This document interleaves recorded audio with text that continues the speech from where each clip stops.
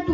कोई अरबी है और कोई ईरानी, कोई फ्रांसीसी है तो कोई जापानी, कोई चीनी है तो कोई हिंदुस्तानी, कोई अफगानी है तो कोई पाकिस्तानी। इसी तरह आपके मुल्क में मुख्तलिफ सी पार्टियां हैं। किसी पार्टी का नाम कांग्रेस है तो किसी का कम्युनिस्ट, किसी का नाम जनसंघ है तो किसी का सोशलिस्ट। बावजूद उन तमाम पार्टियों और कामों में आप ही जैसे खाते पीते इंसान शामिल है, मगर उनकी अलग अलग निशानियां हैं। आप उन्हीं निशानियों को देखकर मालूम कर लेते हैं कि ला कहाँ का रहने वाला है या फला किस पार्टी से ताल्लुक रखता है।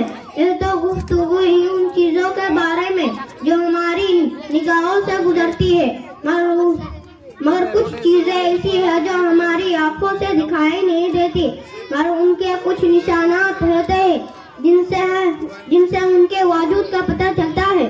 मिसाल के तौर पर हवा दिखाई नहीं देती, मगर जब पत्तियां हिलती है तो पता चल जाता है कि हवा चल रही है। इसी तरह कुफ्र, निफाक, फुस्क, ईमान जैसी चीजें हमारी ज़ाहिरी आंखों से नजर नहीं आती, मगर कुछ अलामतें ऐसी हैं जिनसे हम पहचान जाते हैं कि कौन मुखलिस है और कौन मुनाफिक, कौन मोमिन है और कौन फासिक।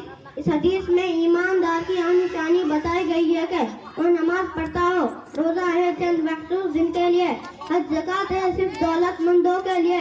लेकिन नमाज एक चीज है जो साल के हर दिन में गरीब हो या अमीर, दौलतमंद हो या फकीर, जाहिल हो या आमिल, सब पर फर्ज है। यही वजह यानी नमाज छोड़ना मुसलमानों का काम नहीं है। मर्द मुस्लिम सब कुछ छोड़ सकता है, मगर नमाज छोड़ना उसके लिए गवारा नहीं होना चाहिए। मगर अफसोस है कि आज का मुसलमान इस मोटी सी बात को नहीं सोचता और एक ऐसे अमल से अपने को दूर रखता है जो उसके मुसलमान कहलाने के लिए जरूरी